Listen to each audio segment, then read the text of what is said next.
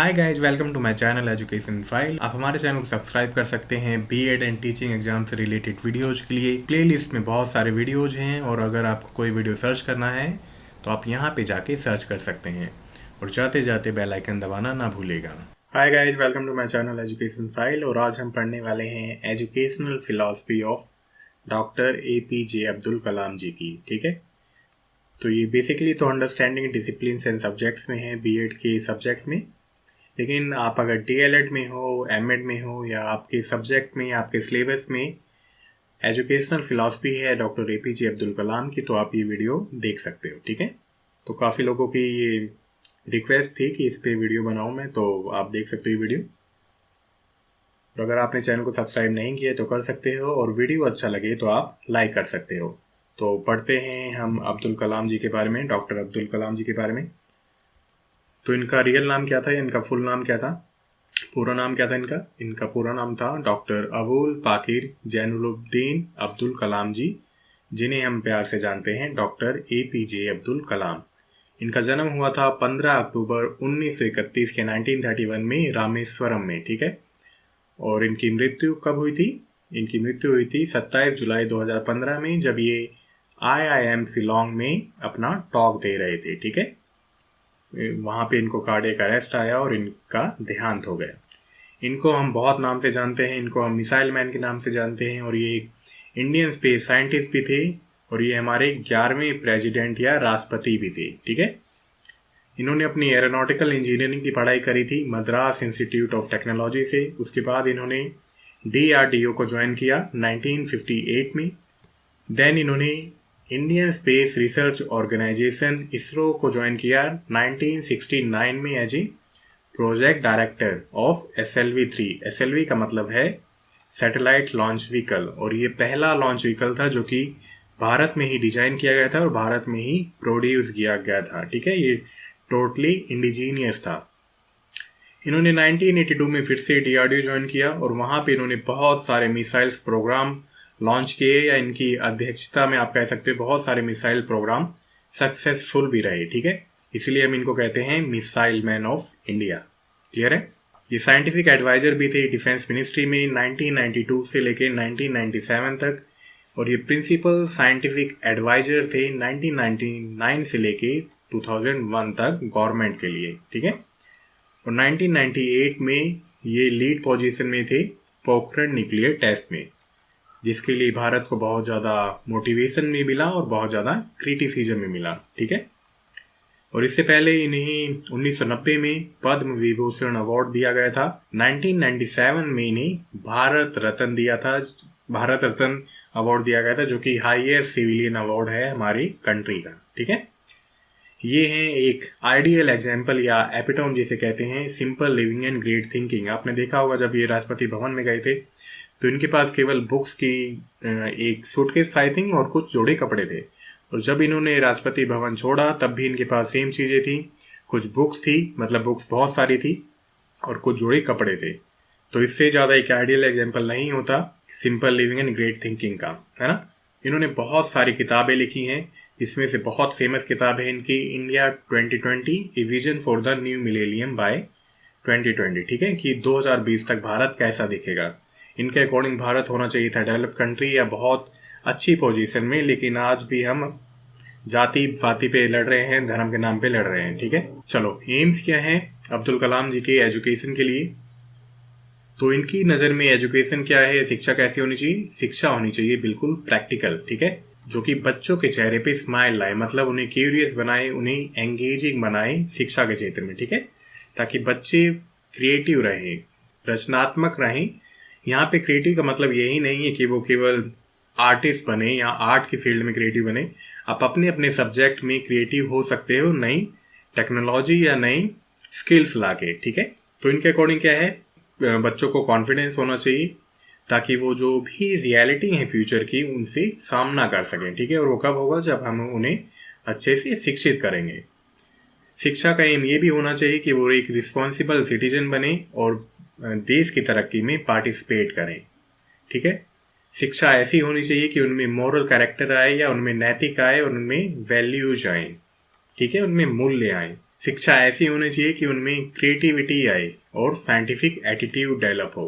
Scientific attitude की बात NCF में भी होती रही है कि बच्चों को ऐसा पढ़ाओ कि वो रियल लाइफ में उस चीज़ को अप्लाई कर सकें। ठीक है, तो अब्दुल कलाम जी भी ये कहते थे कि वो बच्चों को ऐसा पढ़ाना चाहिए कि जो भी वो चीज़ पढ़ें वो उसको रियल लाइफ प्रॉब्लम को सॉल्व कर सकें। ठीक है, और उनके अकॉर्डिंग शिक्षा के एम्स और क्या थे कि बच्चों को आप ऐसा पढ़ाओ वो मॉडर्न लाइफ प्रॉब्लम को सॉल्व कर सकें with the science and technology, क्योंकि मॉडर्न डे में बहुत सारी दिक्कतें आने वाली हैं, तो उसको आप कैसे सॉल्व करोगे? उसको आप साइंस एंड टेक्नोलॉजी के जरिए, नए नए इन्वेंशन के जरिए, नई नई डिस्कवरीज के जरिए उनको आप सॉल्व कर सकते हो। इनके अकॉर्डिंग शिक्षा सभी को प्राप्त होनी चाहिए। ठीक है, सभी को शिक्षित होना चाहिए।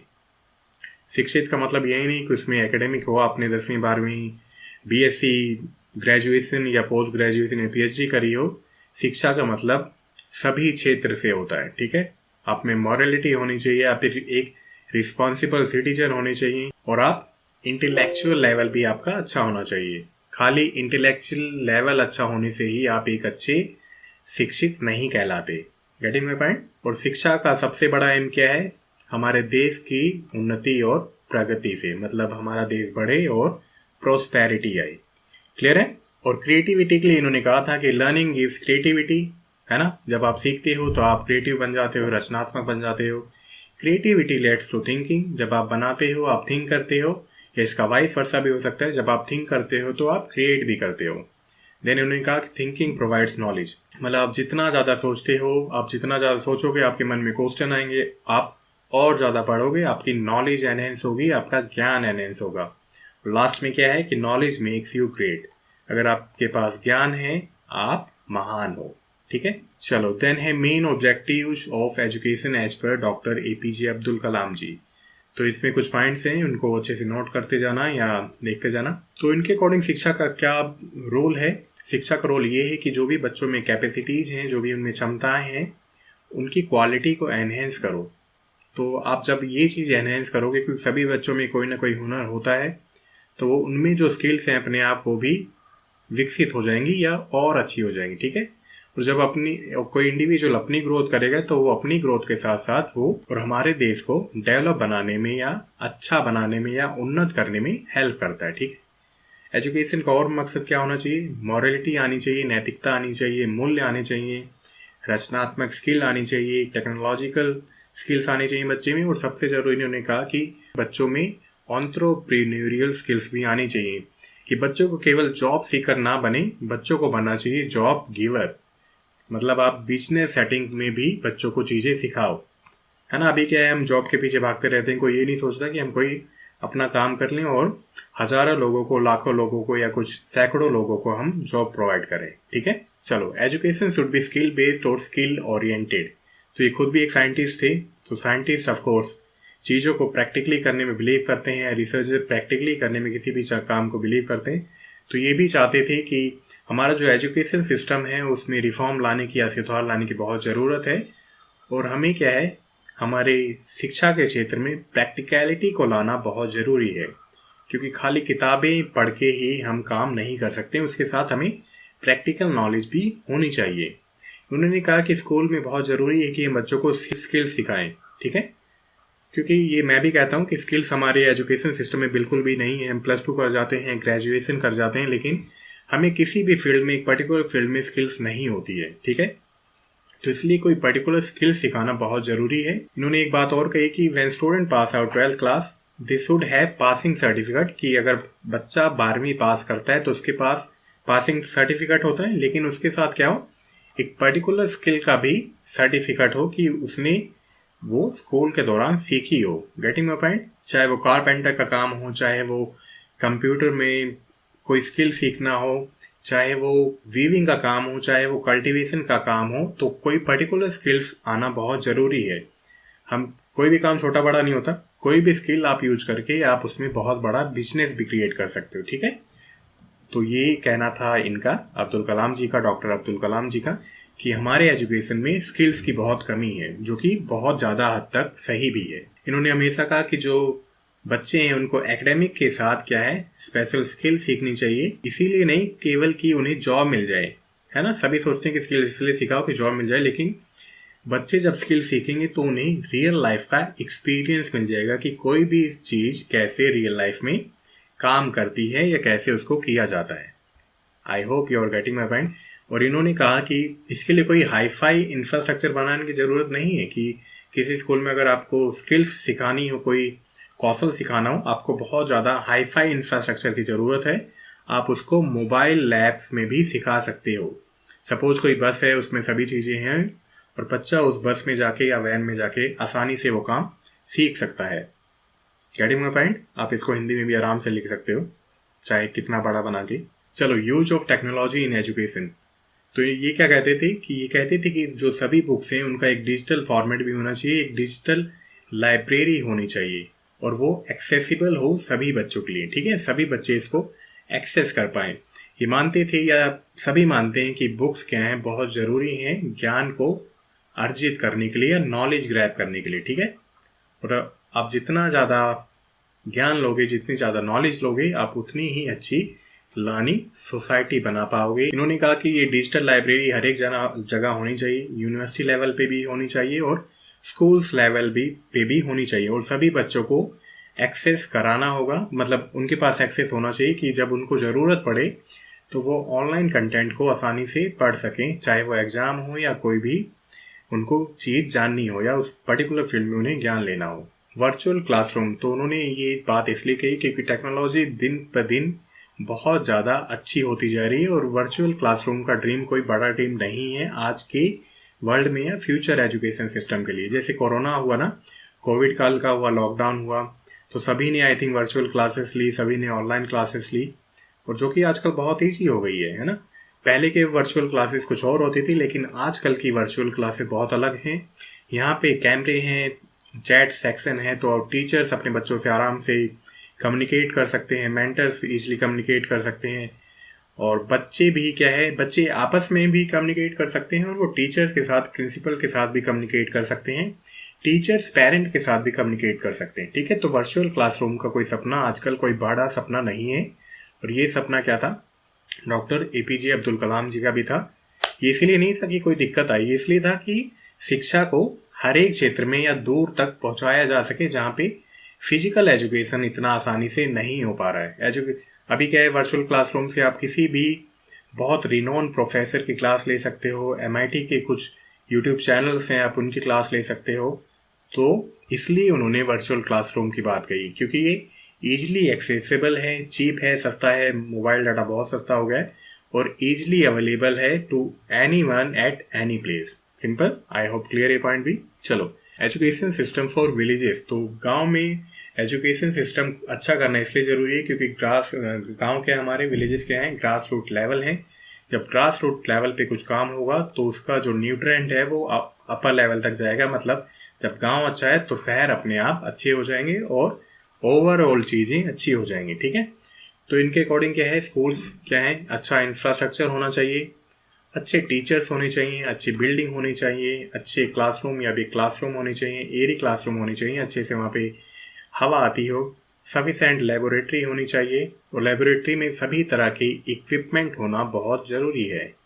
ठीक है, प्रॉपर वाटर फैसिलिटीज़ होनी चाहिए, सैनिटेशन होना चाहिए जो कि बहुत ज़रूरी है, और प्लेग्राउंड भी होने चाहिए ताकि एक बच्चे की हॉलिस्टिक डेवलपमेंट हो सके। ठीक है, सर्वांगीण विकास हो सके। स्कूल्स में लाइब्रेरी होना भी जो बहुत ज़रूरी है, क्योंकि लाइब्रेरी होगी, किताबें होंगी और बच्चे अलग अलग किताबों से सेम टॉपिक पढ़ सकते हैं ताकि उन्हें सभी फील्ड में उसका ज्ञान मिल जाए। ठीक है, वो नॉलेज ज़्यादा से ज़्यादा गेन कर सकें।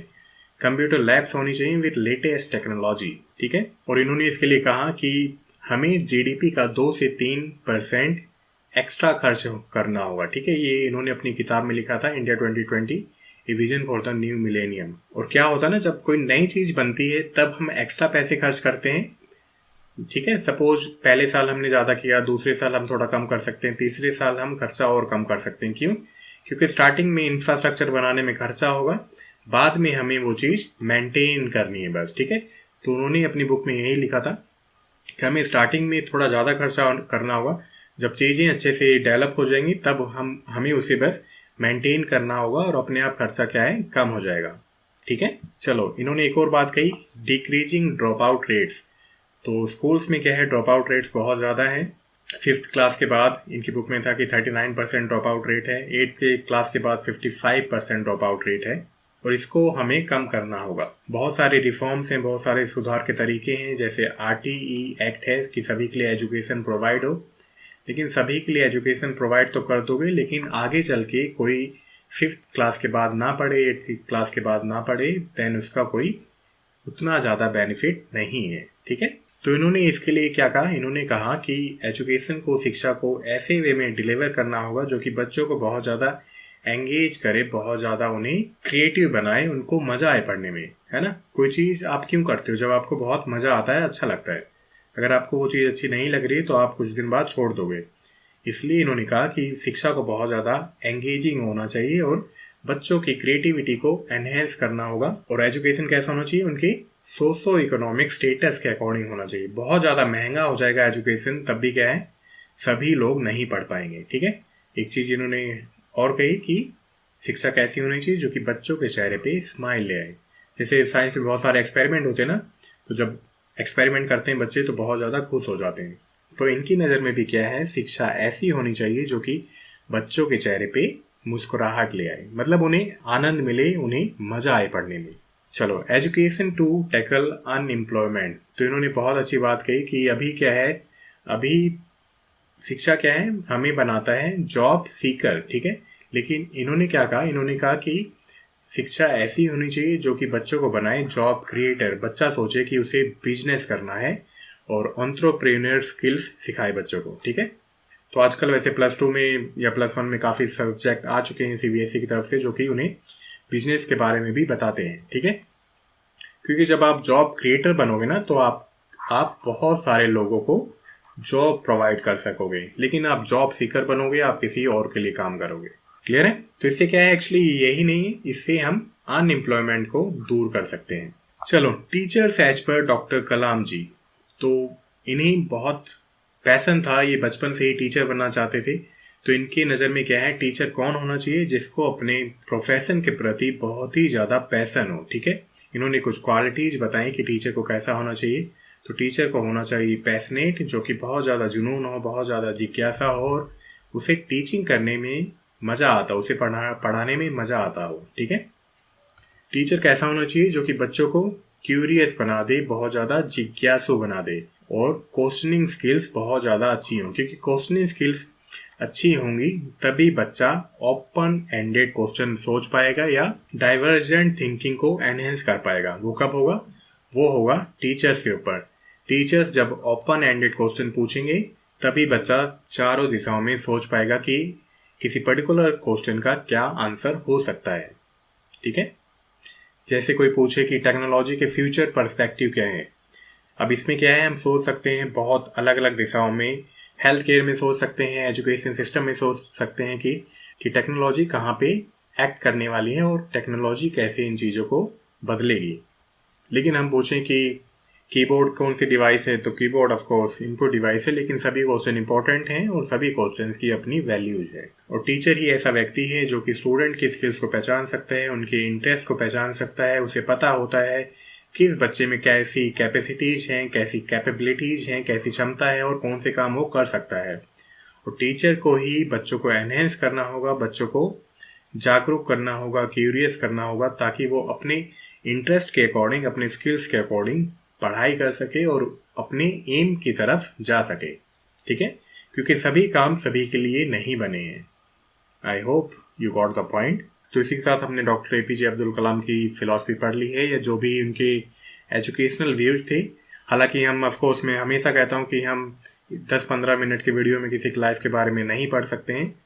तो आपको जहाँ से भी नॉलेज मिले, जहाँ से भी इंफॉर्मेशन मिले, आपको कोई भी मटेरियल मिले, आप डॉक्टर APJ अब्दुल कलाम के जीवन के बारे में, उनकी एजुकेशनल फिलॉसफी के बारे में और भी ज़्यादा पढ़ें। ठीक है, मैं ये नहीं चाहता कि आप केवल वीडियो से ही संतुष्ट हो जाएं। मैं हमेशा कहता हूँ कि आपको कहीं पे भी कंटेंट मिले, आप ज़रूर पढ़ें। ठीक है, और पढ़ना भी चाहिए, क्योंकि एक चीज़ पे शक होना अच्छा नहीं है, और आपको जहाँ से भी कंटेंट मिले आप प्लीज़ पढ़ो। ठीक है, और अपनी नॉलेज को एनहेंस रखो, क्योंकि हम 10-15 मिनट के वीडियो में केवल आउटलाइन ही पढ़ सकते हैं। ठीक है, तो डॉक्टर APJ अब्दुल कलाम तो वैसे भी बहुत बड़ी पर्सनैलिटी थी, उनके लेवल तक किसी का पहुंचना बहुत टफ है। और हर एक फील्ड में बहुत सक्सेसफुल थे, क्योंकि साइंस एंड टेक्नोलॉजी में वैसे भी बहुत ज़्यादा डेडिकेशन चाहिए। बैलिस्टिक मिसाइल्स बनाना इतना ईजी नहीं है, बहुत सारे एक्सपेरिमेंट करने पड़ते हैं, बहुत सारे फेलियर्स को सहना पड़ता है, तब जाके आप एक अच्छे साइंटिस्ट बनते हो। और डॉक्टर एपीजे अब्दुल कलाम बहुत ही महान हस्ती थी, जाति पाति से परे, धर्म से परे, सभी लोग उन्हें प्यार करते हैं और सबके वो चाहते हैं, क्योंकि उन्होंने इंडिया का नाम बहुत ही ज़्यादा ऊंचे लेवल तक पहुंचाया था, है ना। तो साइंस स्टूडेंट तो और ज़्यादा प्यार करते हैं कि उन्हें लगता है वो उनके फील्ड से थे, और साइंस में जब कोई चीज़ अच्छी होती है, कोई चीज़ कोई इंडिविजुअल करता है तो बहुत ज़्यादा अच्छा लगता है। ठीक है, तो इस वीडियो में इतना ही था।